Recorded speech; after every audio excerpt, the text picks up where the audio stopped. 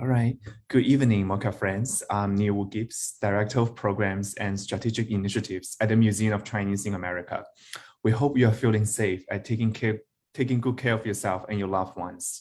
This evening, MOCA Talks, You Are Not Alone, Creating Space for Mental Health.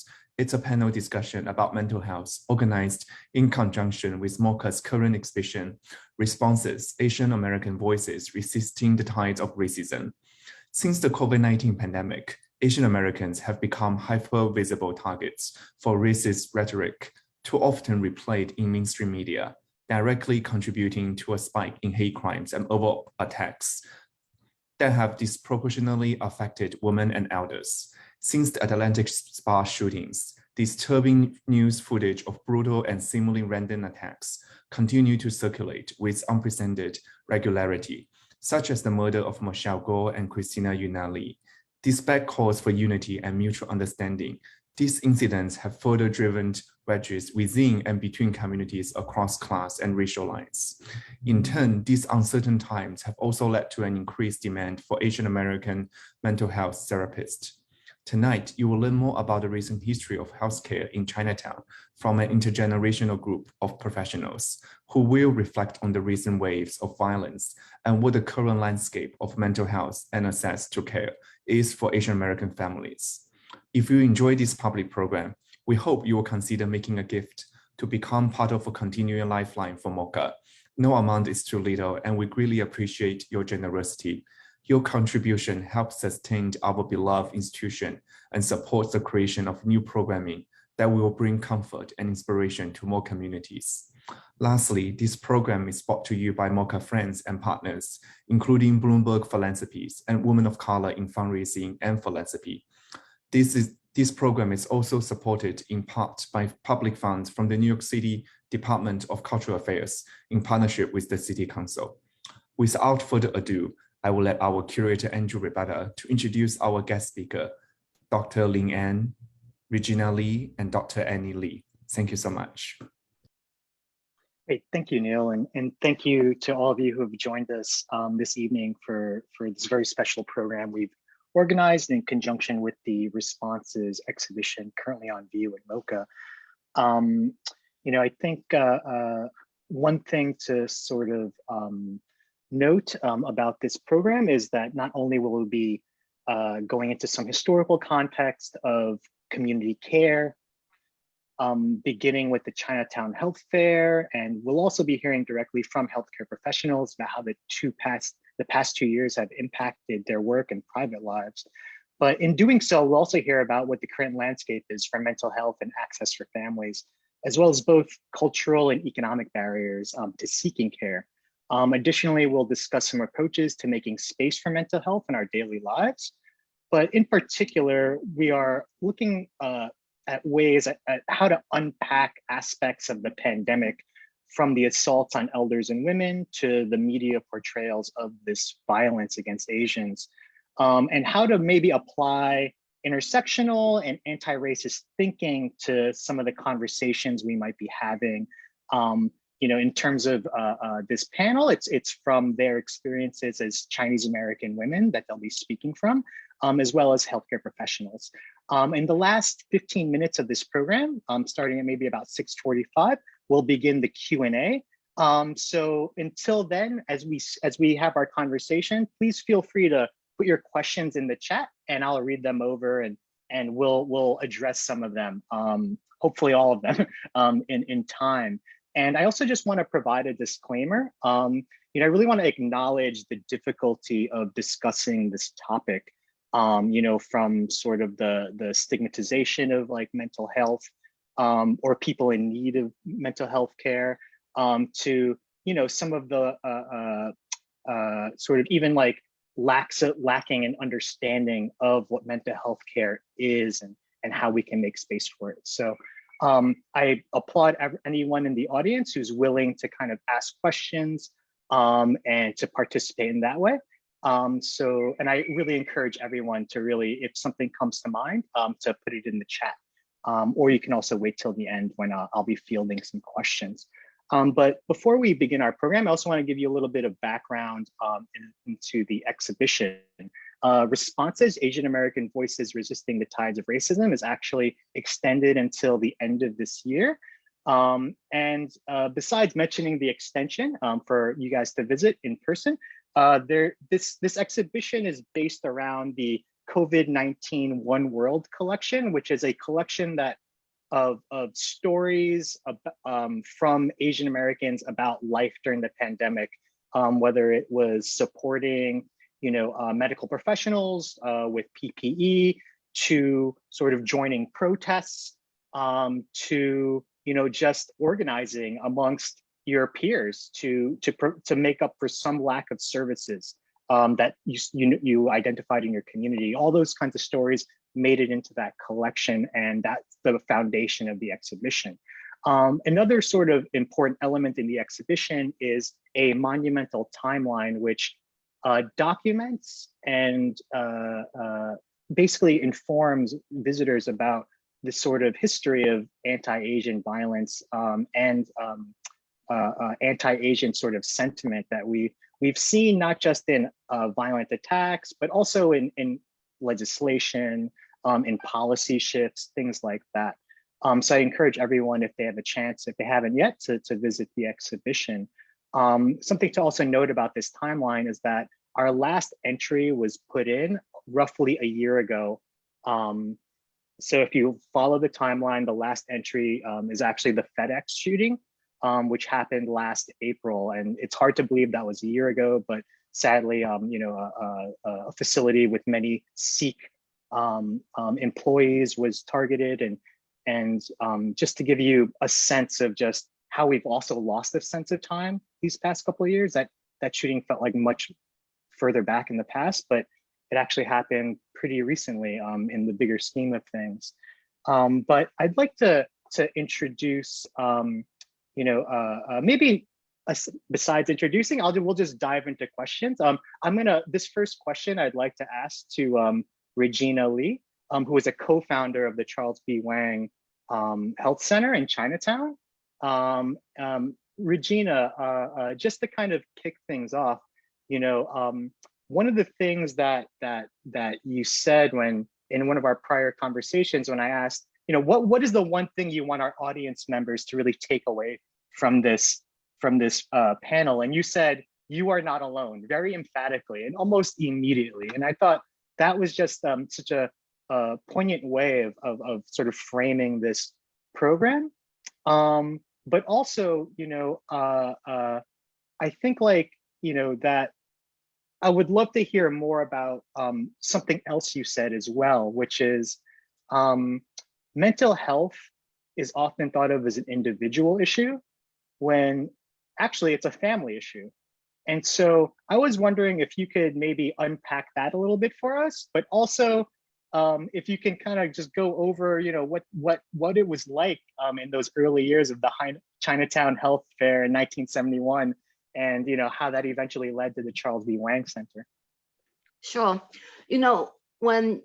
When I said you are not alone, I was really thinking how having social connections and being part of a community is so important for all of us at this particular time, because the social connections really help us develop our resiliency so that we can continue to function and continue to thrive in the face of this horrific pandemic exacerbated by the anti-Asian violence that we are all experiencing. So that's why I keep repeating, we are not alone. You are not alone. There are resources out there, families, friends, community organizations, church groups. There are resources out there. Reach out so that you are not going through this by yourself. So, when the health center was started back in 1971, 50 years ago. At that time, there were very few health services in the community. So a group of community organizers and students organized what we believe to be the first health fair in Chinatown in 1971. We offer a variety of health screening tests, health education, and information about community services. And the health fair was very successful. About 2,500 people participated. And after the health fair, we all said, we need to do something more than a one-time screening event. So we decided to organized a free clinic. A church on Henry Street, the Church of Our Savior on Henry Street, gave us some free space. We went out and recruited doctors and nurses. This was the days before computers. So the way that we did the recruitment was the old-fashioned way. We went to the yellow pages and we looked up the physicians listing and identified all the Asian-sounding surnames, and we wrote them letters saying, "Hi, we're starting a free clinic. Would you like to volunteer?" So lo and behold, we actually got some volunteers. So we operated as a free clinic run entirely by volunteers for about 6 years. And we knew that after a couple of years that model was not sustainable. We were very fortunate that during the 1970s, the federal government was launching a new program, community health centers. So when we heard about it, we said, that might work for us. We did a needs assessment, convinced the federal government that Chinatown was medically underserved, and managed to get federal recognition as a community health center. So 50 years later, we are now the Charles B. Wang Community Health Center. We operate in 3 locations in Lower Manhattan and 2 locations in Flushing, Queens. And I'm very happy to share that we're getting ready in the next couple of months to open up Healthview, which is our 3rd and largest site in Flushing. So over the course of the last 5 decades, I think we have consistently strived to be responsive to our community needs. And we've learned through the course of 5 decades how important collaborations and partnerships are, working with each other, looking to our own community resources, doing advocacy, doing coalition building work in order to address complex problems in the community. Well, thank you so much, Regina. And I think there's like a great story you told me. This is just one example of what these sort of youth-led sort of movements can do and how they can mobilize. But you told me something about like the birth control, like sort of display, and there was something about like our bodies ourselves. Yeah. The well-known book. So, this was the 70s, and there was a real emphasis on self-help.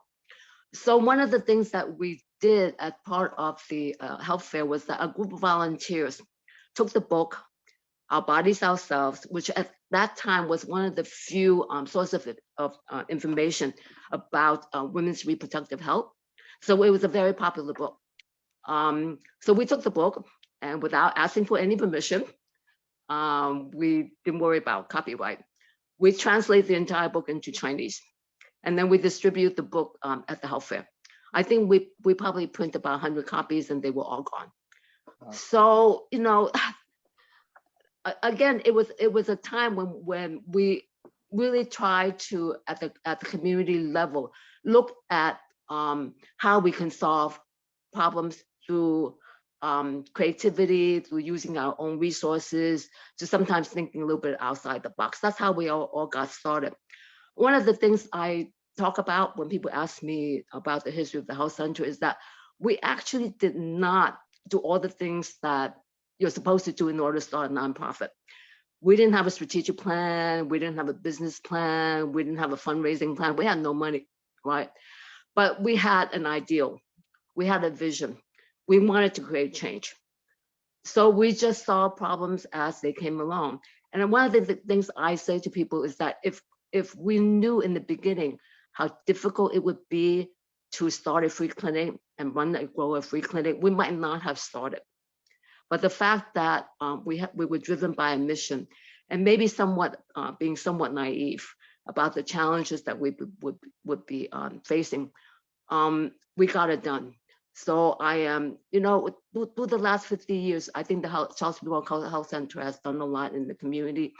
We still have a long way to go, but I will always remember the lessons that I've learned through the last 50 years about the importance of community organizing and working as a community and community building.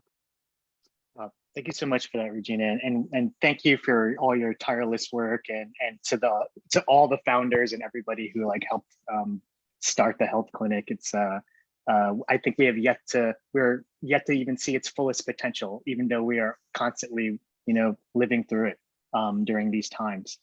And I'd like to now kind of shift to introducing Lin An. an anthropologist who's also the executive director of the Chinese American Family Alliance for Mental Health. Lynn, thank you so much for joining us. And I was just wondering if you can maybe describe a little bit of what the CAFAMH does and your role there. Yeah, so I think, you pronounce it as CAFAM. What we do is, going back to what you were saying about, like, oftentimes we think about mental illness as the individual, but really it's not about the individual, because in a lot of Chinese families, and I think in a lot of immigrant families, families play a big role in the caregiving, right? So, CAFAM started maybe 20 years ago it was very grassroots as well. It was started by bilingual, bicultural Chinese American mental health professionals who saw that there was a need, right? Families weren't getting supported through, they weren't getting any services, whether through the community-based organizations. A lot of it has to do with also insurance does not reimburse for family support, right? I think that's a very big issue. They might reimburse programs that lead to better prognosis for patients, but not necessarily seeing caregiving as stressful, right? And I don't know if there's something also about like being a caregiver of someone that has a mental illness, because like there's so many programs for caregivers, caregivers of someone that is an elderly, right? But not necessarily someone that is providing care to a sibling or a spouse with a mental illness. And that's one of our core, what we really came about. And then when I kind of like went on board with the organization, I also teach Asian American Studies at Hunter, and I work a lot with underserved Asian American students. So students that are from immigrant backgrounds, English language learners, and it's through a Department of Ed grant. We're called Hunter College NMPC program, HCAP. And so like, that's when I really saw the need there, right? And also it's also very interesting because like at CAFAM, I work with like kind of like the parents, right? And now I see the college students, and there's just so much, that needs to be bridged between these two generations, right? And like what you were saying about the intergenerational, right? It's also the original founders are still there volunteering their time. And then you have these newer people like me and these newer social workers that are also helping out. So yeah, so there's a lot of, I guess, good collaboration, but also kind of tensions. But I think these are tensions that are important to have. Mm-hmm, mm-hmm. Thanks, Lynn. And Lynn, what have some of the conversations been like with parents? And have you seen a shift at all in the past 2 years? I know remote learning was quite the experience for both instructors and students initially, but once we kind of once that became somewhat normalized, did you see like any changes or yeah? So I'm gonna probably Annie, who is a child psychiatrist, would have much more to say about it. But from what I could see, as an instructor and as someone that works with families, I do see that.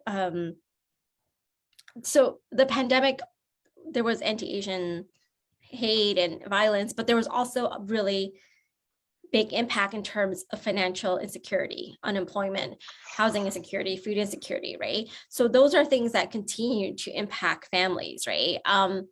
And so like that adds another complexity to it where like that impacts mental health. And, so students end up having to take on these other roles of like helping parents fill out unemployment forms or like helping siblings with remote learning, because like remote learning definitely has a lot of its kind of problems, right?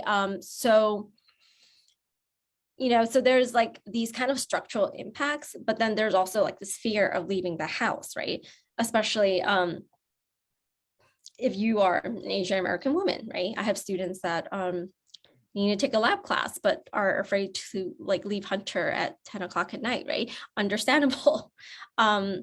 So there's the structural impacts of the pandemic, but there's also this kind of fear You know, I think it's less about catching COVID now, but there still is, right? Because most of our students and families actually live in multi-generational families, and isolating is pretty hard, especially now that it's all about testing. Like you don't have privacy. Forget about telepsychiatry. I don't know if I answered your question. No, that's I think that's you've laid out a lot of like the major issues like impacting, you know, the mental not only mental health, but like families, right? Like it's can really put a strain on relationships, on what your perceived role as a parent or a child should be, a perceived role as like what a good citizen can be, right, in this moment.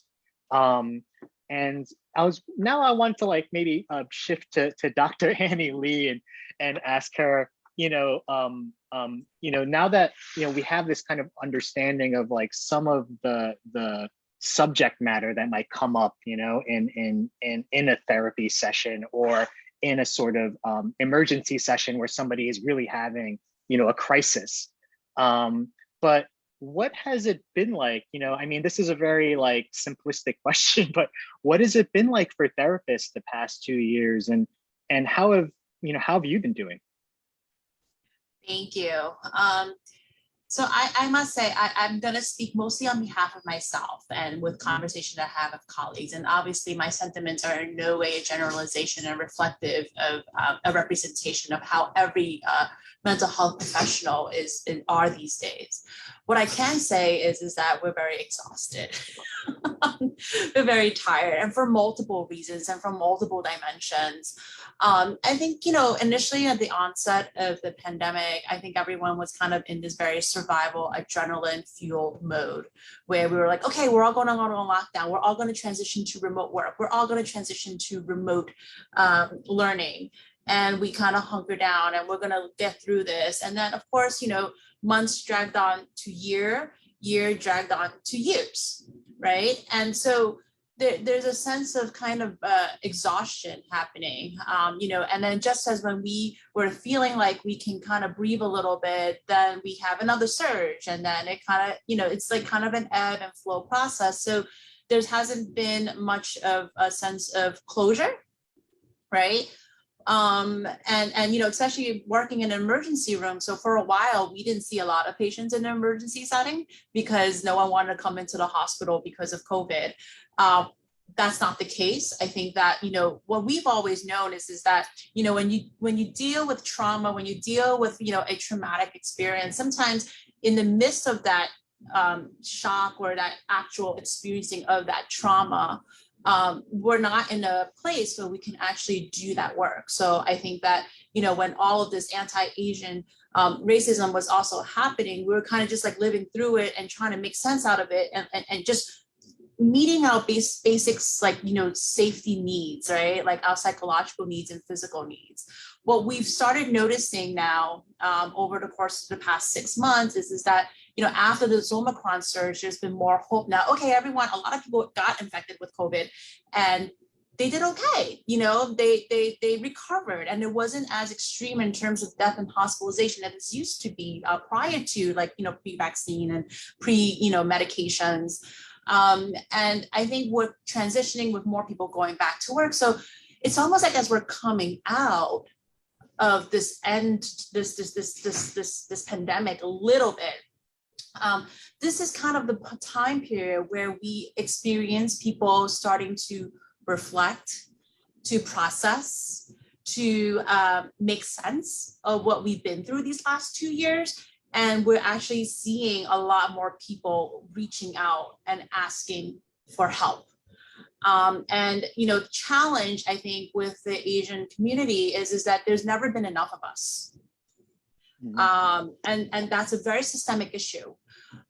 So on the one hand, we're doing a great job, I think, with making headway now than I think 10 years ago, 20 years ago, when I started entering this profession, in terms of raising awareness for mental health, you know, promoting advocacy, say, hey, it's okay to not be okay. It's okay to ask for help. It's okay to get help. And I think we've come a long way, especially with the younger generation, and feeling more comfortable in accessing. The challenge right now is connecting them to services, because I think there's just not enough of us. And that has been, I think, one of the biggest challenge that we're facing. Wow, thank you for sharing that, Annie. And I was wondering, if, well, first of all, this really just reminds me of just, again, what Regina said about, this not just being an individual thing, but actually very much a family issue. And when I think about the sort of attacks and just like media reporting on all these really like violent events, I think of how each time each one gets reported, it's like the community is traumatized all over again. And while many are taking these very concrete, immediate steps, such as like distributing pepper spray, teaching self-defense, things like that. But as long as these things keep happening, right, it's like, it just builds on itself over time. And so, yeah, so what you're saying is so key to understanding, right? Like, what we have access to and just what's available. And I was wondering, just to ask you this question, speaking directly to, Asian American, whether they're psychology students or med students, or even young, doctors or professionals in the mental health care sphere, what is something you would like to just directly say to them as they're figuring out what the future holds for them, and saying to them not just like what you words of encouragement, but actually like what needs to kind of happen in the field, right, for things to get better. I always say that like every mental health professional, majority of us have like what we call like a reckoning moment. And I think I had that moment too, where, I was in medical school and, I finally made a decision that, hey, I think I want to be a child psychiatrist. And it was very challenging to, share that and announce that with my own family. And I remember the first reaction, and, like my dad has come a very long way, and I'm, if he was to watch this, he'd be like, I didn't say that, but literally I still remember him saying like, you're not going to be the doctor that I can refer my friends to. That's not the kind of doctor, that we had wanted you to become.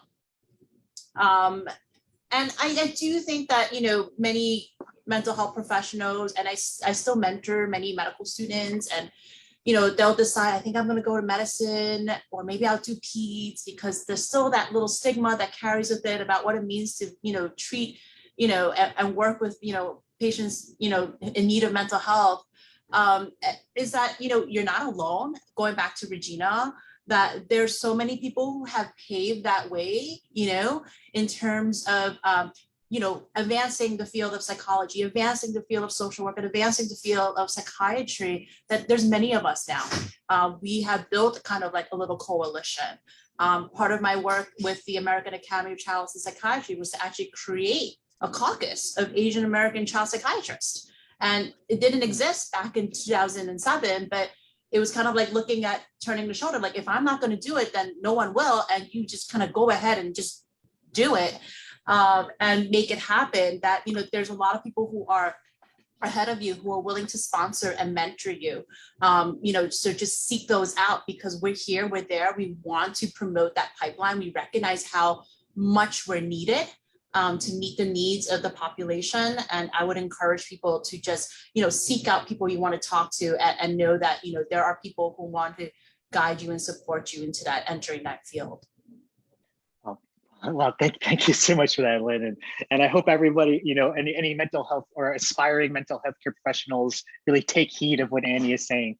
I think just based on what you said, I'd like to just kind of open it up to like a more general question to the three of you. And that is, how do we even begin to approach addressing trauma, with whether it's our elders, our parents, our, elders in our family, but also, the trauma that we've all been experiencing recently, right? So how do we address this also with younger folks, who maybe don't have a full picture of, or the full context for how certain stories get reported on in the news. And I'd say I'll leave it up to you, each of you, as to which one you would like to address. But I myself, just, my mom's generation is from a generation that experienced war. And, it's always been a difficult thing for me to even approach that topic, and even it's even daunting to try to understand, how these days, like I sort of see that trauma informing a lot of, how we relate to each other, how she talks to people, how she approaches notions of scarcity, how she approaches discrimination or thinks about that. I don't know, I'll give you guys a second to kind of gather your thoughts, but, I think it would be so valuable for us to hear. So I think for me, it's turning the pain and the anger that we all feel into action, into activism. Reach out to friends and family that you feel, that are experiencing stress, anxiety. Take that step and reach out to people.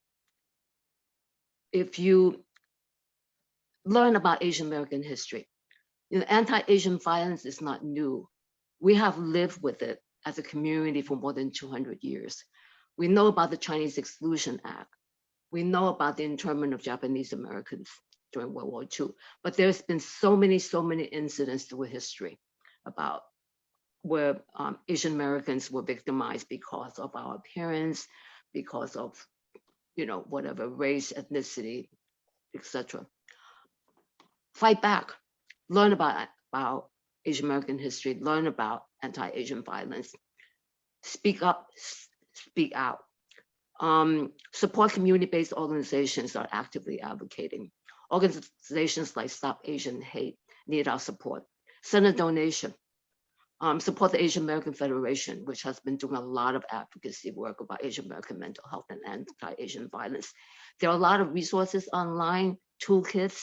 There are training programs that are available, training for bystanders who witness violence. So there are resources out there. Learn about resources and act on them. Don't feel helpless because we are victimized. We will survive this because we're a very resilient community and we will continue to thrive and grow. But we have to speak up and speak out. Mm-hmm. Thank you, Regina. And I would just echo to like what Regina said too, like part of channeling, I guess, this kind of feelings of pain, hurt, being wrong, anger has been, a lot of it has been like, how do I take this past, like, how do I make this something that I feel and make it very proactive and active instead of being like a passive victim. And in so many ways, it goes against, I think, what the culture always kind of, it does, like stay silent, don't make a big fuss, don't make a scene. And I think in lots of intergenerational families, what happens is that, especially if you have elders or, family members who have experienced much significant trauma, fleeing communism, for example, there can sometimes be a sense of invalidation, like, oh, this is nothing compared to what I had to go through. And to recognize that, that's one way of looking at something, but I hope that people who may find themselves in that position can also look and lean in on the Asian American community at large, outside of their family, to say, hey, it's not okay. I don't need to be told that this is nothing compared to what my relatives and ancestors have gone through. This is equally as hurtful to me, and it's infuriating for me, and I can do something about it.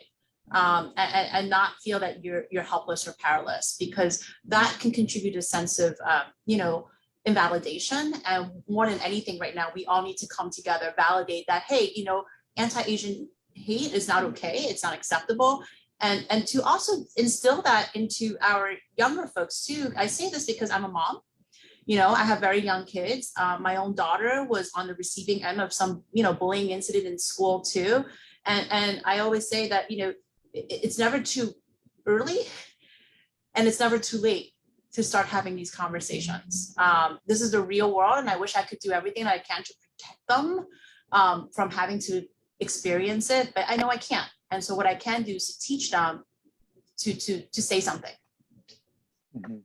Mm-hmm. Oh, thank you. Thank you. So I think when we talk about trauma, I do think there is a generational difference. Also like class, like all these other identities that intersect. You know, at least like for my family, my family lived through the Vietnam War.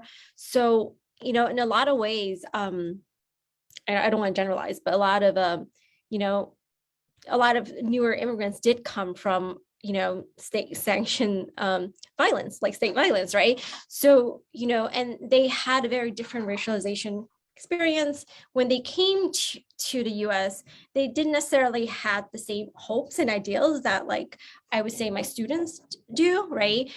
Who grew up with this belief that they are Americans, you know, and all this stuff, right? So they are experiencing these times very differently. And I think like that's also something to keep in mind as you're being an ally or like a supporter. And you know, how the media portrays the violence is also a big part of it too, right?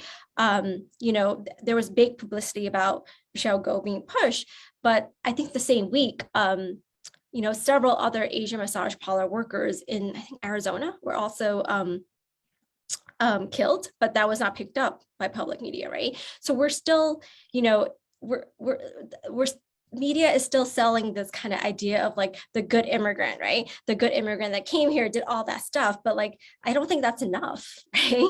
And, you know, for a lot of my students, they also struggle with like, where are they in racial positioning, right? With other communities of color, right? And I think that's also where a lot of the tension is.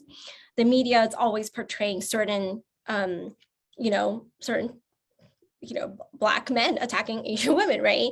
And that's where you'll see it play out in a dinner table, like what the older generation feel and what the younger generation is.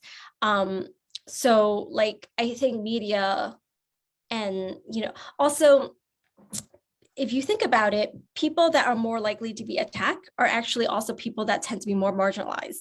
You have to leave your job in order to, you're an essential worker, right? If you work in the grocery store and all that stuff. So there's all these other kind of things that factor in it. And like, to a certain extent, trauma is important, but like not everyone has that, you know, like privilege to like process the trauma, or they might process it differently. And I think that's where we want to be sensitive to that.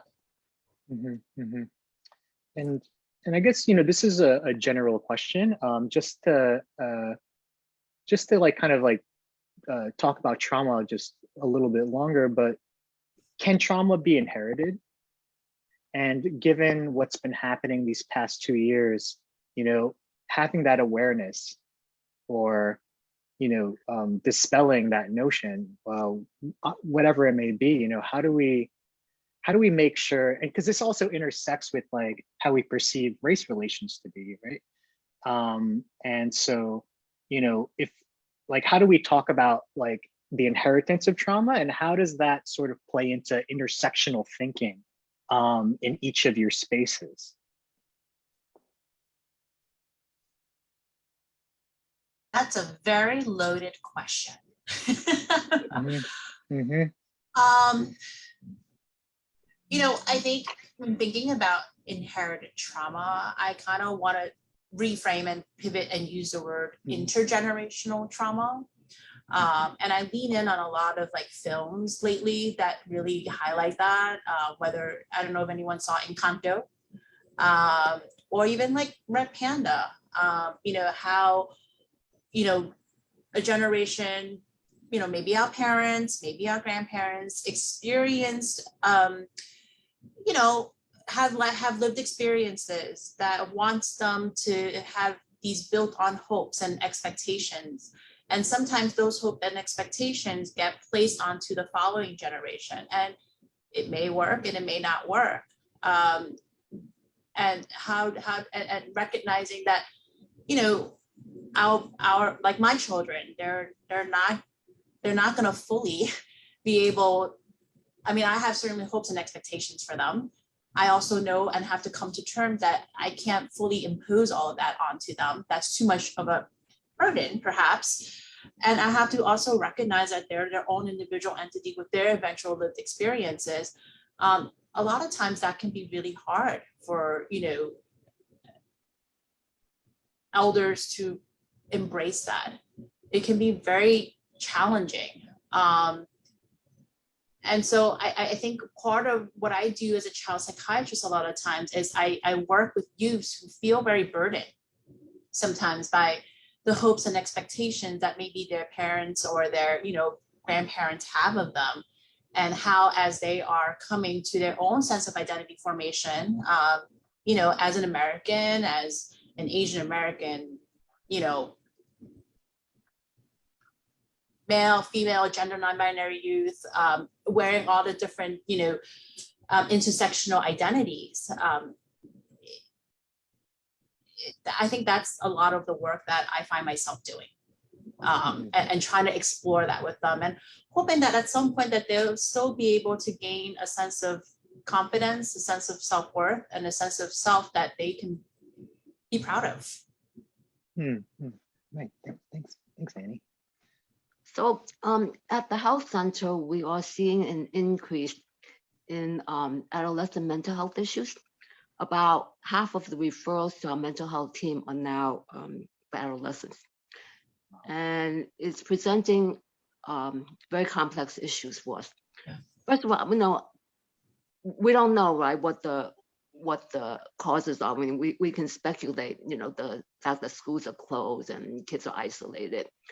Kids are also more exposed to the stress that their parents have gone through the last couple of years, the struggle with jobs and making the rent and all the financial security issues.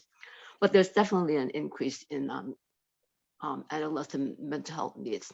So we're struggling with this issue at the health center, because right now our mental health services is pretty much at capacity. And it's a population that we've always been aware that there are mental health issues there that haven't been adequately addressed, but now it's looking us in the face. And we're really more and more realizing that the service levels that we currently have are inadequate. And we need to figure out some solutions rather quickly. But unfortunately, as many people mentioned already, there is a dearth of mental health service providers. So the message I also want to communicate to people out there, young people, is, think about going into mental health. If you are bilingual and bicultural, think about mental health. You can make a huge impact in the community.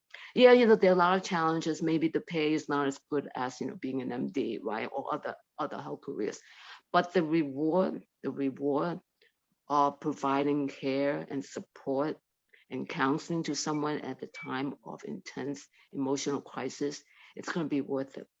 So, there are lots of different kinds of people out there who provide mental health services.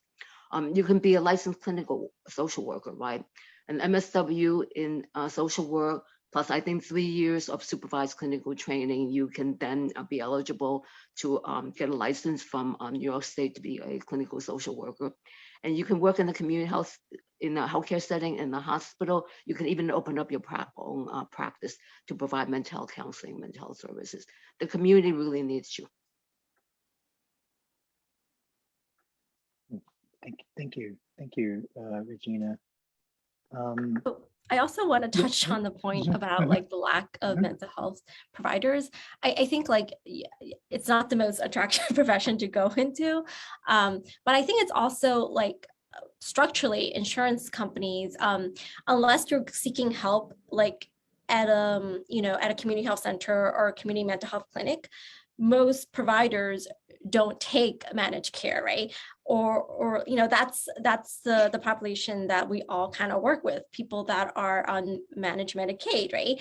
And so if you do a quick Google search, you will find Asian American therapists, but oftentimes they do not take your insurance, right? So there is a pipeline issue, but there's also like these other issues of like payment, right? And like that's why all these community health centers and community clinics are, you know, like they're like at capacity, because like people that don't necessarily have the means to see a therapist are waiting for those spots. Right. So like I think there also needs to be a you know, rehaul of like what the health system is. And you know, I get asked a lot like with my students, right? Like, you know, the struggle, what they want to be and what their parents want to be. So oftentimes like they are stuck in this thing where like, yeah, it doesn't pay as much, but the pay is so important because they come from that immigrant background where like their family want so much for them. And, you know, and to a certain extent, they want that for their family as well. And I just want to also like be careful like that we don't pathologize that as well, right? Being like wanting to support your parents and wanting to make them proud. It's also like a very kind of developmental thing. So it's like just like Annie said, helping you find the balance, helping her patients find the balance of it, right? Because like you know, oftentimes I hear a lot where like, you know, and I see it also in like very mental health, like it's very celebrated the individual, right? But when you do have these obligations that you care deeply about, you're seen as like, what is there's a term for it, Annie, what is that term? Like that it's like pathologized, like I don't know, but you know what I mean, right? What? Codependency? Yeah, right. So like there's interdependence, right? Where a lot of it could be positive. Yeah. And this sort of leads me to like a very base question, and then we'll open it up to the Q&A.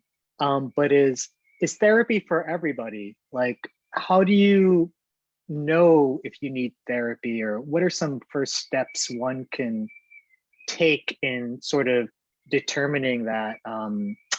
You know, yeah, you know, I mean, like for me, the answer is always like, just Google it. But, you know, I think for some folks here, even that task can be a bit daunting because it is like setting forward on a path, right? To something, to a process, potentially. But yeah, like, what are your takes on therapy?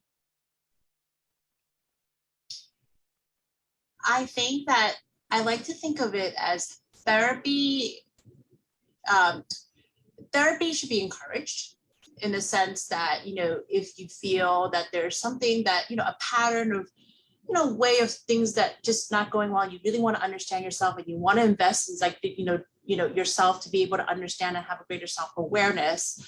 That's a journey that, you know, may benefit from therapy. I don't want it to be as such that, oh, only like, you know, if you're mentally ill, you go to therapy. That's not necessarily the message that should be out there.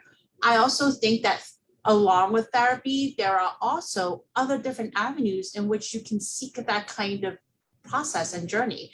For a lot of people who are, you know, identify with a particular faith, you know, that could be someone like a pastor, a minister, right? It could be someone who you identify as a counsel.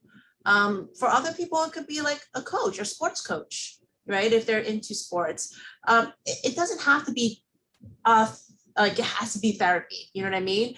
At the same time, I also don't think that, you know, if you're interested in inquiring about it, don't feel that, you know, by default of entering the therapy, I'm now like mentally ill. That should not be the case. So I just kind of want to make sure that, you know, it's very individualistic. You know, it's very individualistic about how you find that support and how you find that kind of guidance. Yeah, I definitely would agree. And like we think about therapy as like just one size fits all. You know, there's therapy where like you might have severe depression where like you're taking medication and getting support, right? So which you know, for those types of diagnosis, it is better to both take medication and get therapy. And then there's also short-term therapy where you're going through something that's a little tough. So you want to talk with someone, and you could actually stop. You don't have to keep going, right? And then there's a hardcore like psychoanalytical therapy where you see someone 3-4 times a week and you continue to explore these questions, right? So even like the type of therapy also can differ depending on what your goals are, right? And we just got a question from somebody in the audience. This is from Ian. What are the limitations of counseling, and how do you balance your personal struggle with activism? Great question.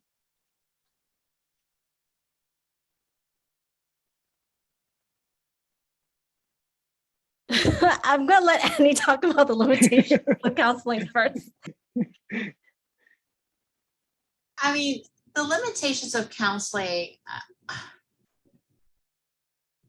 I mean, I've worked with patients now, some patients for years, right? It's really about where you are in your life and where are you in terms of going through that journey and process. Counseling is not supposed to be where you come out each session feeling happy and great. That's a misconception. There are going to be times where you are forced to face things about yourself that you may not be proud of, you know, that you may not, that really kind of bring out intense, strong emotions. And you have to ask yourself whether that's the time for you to be ready to do that kind of work, right? So limitations could be, are you, you know, at a place where things are going well, or if you're going through too many things, and maybe that might not be the time to do that processing, or if you have financial constraints, or if you feel like that you tried it with a counselor and that relationship is not there, I don't feel that that's the kind of therapist, or this is the right therapist for me to engage in that kind of work. I would say that those are some of the potential limitations of counseling. It's the kind of who, what, when, where, how, why, right? You want to make sure that you kind of know who you're working with. Like, are you at a place where you can do this kind of work, and also whether you have that time and investment, financial investment, to be able to do that work. Because there are some very logistical things that can make counseling limited. And then the question about balancing personal struggle with activism, I think that anything that you do, anything that you commit to, requires boundaries. And boundaries allow, I think I was reading this book about boundaries is the relationship that I can have with you where I can still have a relationship with myself, right? It's a distance between, you and me where I can still have a relationship with you and I can still have a relationship with myself. Because if you engage too much in activism at the expense of your own physical and, you know, emotional health, then that's not healthy, right? So you want to be able to say, and there are times where you may be like, okay, this period of my life, I could do a little bit more activism, but, you know, after this right now, like I have to scale back and just think that it's like a marathon. You know, you're not expected to sprint every mile marker. There might be a mile marker, let's say, where I'm going to slow down my pace because I need to, right? And there are mile markers where you're like, hey, I'm on a momentum, I can go. And you have to learn how to kind of balance that and make sure you set those good boundaries, because the work will never be done, right? Because it's just so much to be done. So it really has to be about pacing.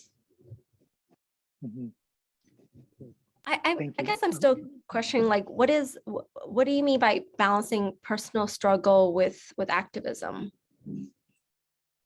Like, I think maybe like a personal mental sort of struggle, and activism, you know, the sort of sometimes being a part of a community can add pressures, right, to like how you structure your time and how you choose to spend your time. At least that's how I'm interpreting the question. And I think Annie had great advice about boundaries. And I think that's like so important, because often we can lose our own identities, right? When we like focus too much on the external. But yeah, if there's anything you want to add. I think like the way I interpret the question is pretty similar, but it's also like what Regina and Annie have been talking about, reaching out and act like and activism, right? And I guess like for me, I kind of think about it like it's also important to have those things that nourish you and you know, give you your energy and you know, ideals back, because I think it could be pretty rough when you do community organizing and activism, right? You get there's a lot of rejection, there's a lot of this and that, right? So like making sure you have those things that bring you joy, even little things like, you know, my dog or like working out or like watching a scary movie, you know. So like I guess that's how I would answer it. And like with the limits of counseling, like I think just already everything what Annie has said, but like there's also like other, like you kind of have to take care of your physical needs first before you go and take care. I mean, it's hard, but like I think for a lot of the families we work with, like just trying to get through in the daily struggle is the first step before they could actually go and work on these other things. Yeah, we have a couple more questions. Regina, were you going to say something, or should we move on to the next two questions? Well, I was just going to say, you know, I've been an activist for about 50 years, and I don't think there's an easy answer to that question. You know, for at various points in my life, I found it very difficult to say no. And when I said yes to too many things, it frequently didn't turn out very well, because I really didn't have the energy and the wherewithal to keep saying yes. So you have to, you know, learn, trial by error, unfortunately, know yourself, and and always remind yourself, it's perfectly okay to say no. It's perfectly okay. Because as someone mentioned a little bit earlier, the struggle will always be there. There will always be another issue, more things to work on. It will always be there. The work is never done. So understand that. Contribute when you can, but learn how to say no. Sometimes saying no is just as important as saying yes. That's right. All right, so I'm going to sort of condense the last question. A few just came in, but I think this question really is about, you know, if as a person who's in a position of power, whether you are in higher ed, if you're a pastor or a church leader of some sort, how do you suggest igniting conversations with like Chinese American, whether they are college students who may never had the space to open up about their mental health at home, or, you know, any individual who faces a similar sort of, you know, constraint around expression?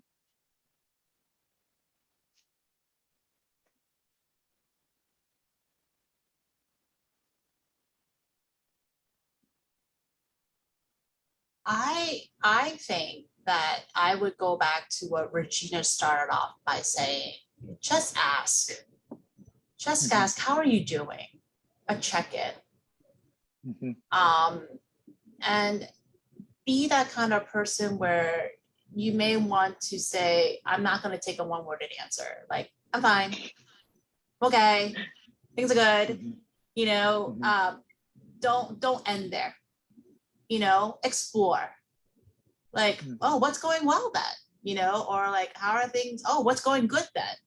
And just create that space. You know, forget about worrying about how to create that space, and just in some ways kind of just do it by just asking, like, how are you doing? And exploring and saying, okay, just don't take at face value that one worded answer, just explore. And, you know, and that's part of just, you know, the work that I do every day is just that I don't take that one word answer at face value, because all the adolescents will always say, I don't know, you know, and that's a universal response that I get. But to really get to the root of it, you have to peel the onion layers and really just explore and no judgment, and be there, be present, and just listen when you ask that question. How are you doing?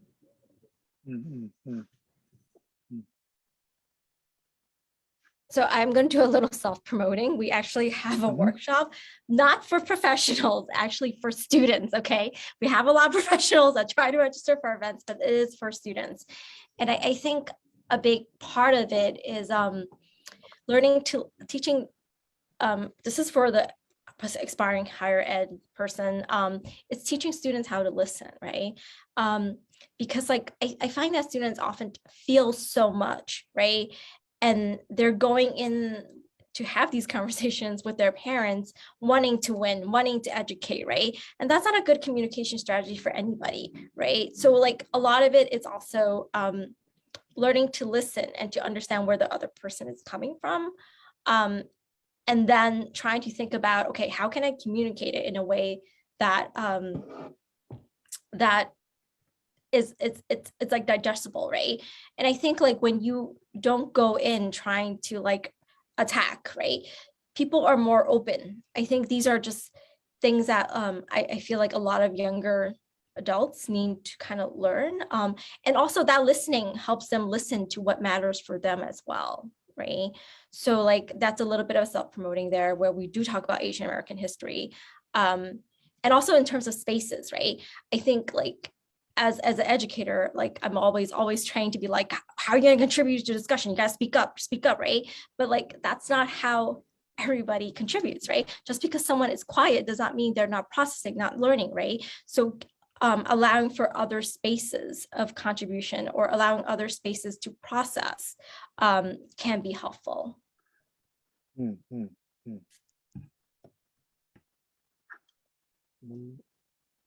All right, so I think we're at time. We went a little bit over.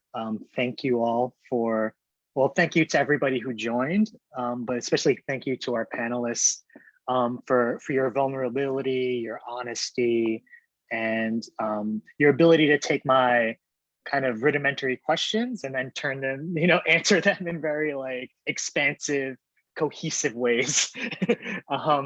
Yeah, if there are any, do any of you guys have any final words for our audience before we end the program? No worries if you don't. I know I'm putting you on the spot.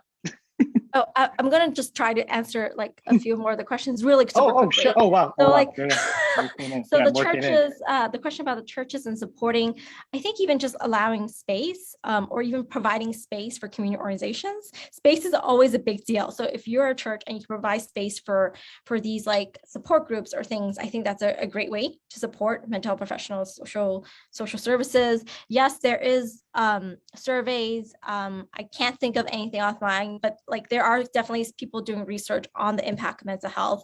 They will be coming out soon. I just don't have it right now with me. And I think there was another question in chat about training programs. It was directed toward Regina. I don't know if there's actually any like mental health training programs. I think like I know the health center is trying to develop something like that, but overall it's pretty hard for my students who are interested in mental health or just med to like shadow or work in those areas. That's my general consensus thoughts, but I don't think there are mental health kind of training programs. There was Thrive, but Thrive was a big failure in New York City. So yeah, let's not even go there.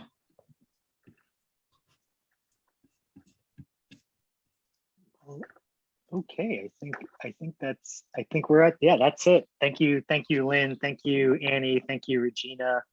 Again, so much for taking time out of your very busy schedules to chat with me and for our audience to kind of glean some of your knowledge and wisdom this evening. Yeah, I'd like to thank Neil as well. And yeah, if in terms of follow-up, if you just there's resources that can be shared online. Maybe I'll update the event page and yeah, in any case, you can Google any of us actually, I think.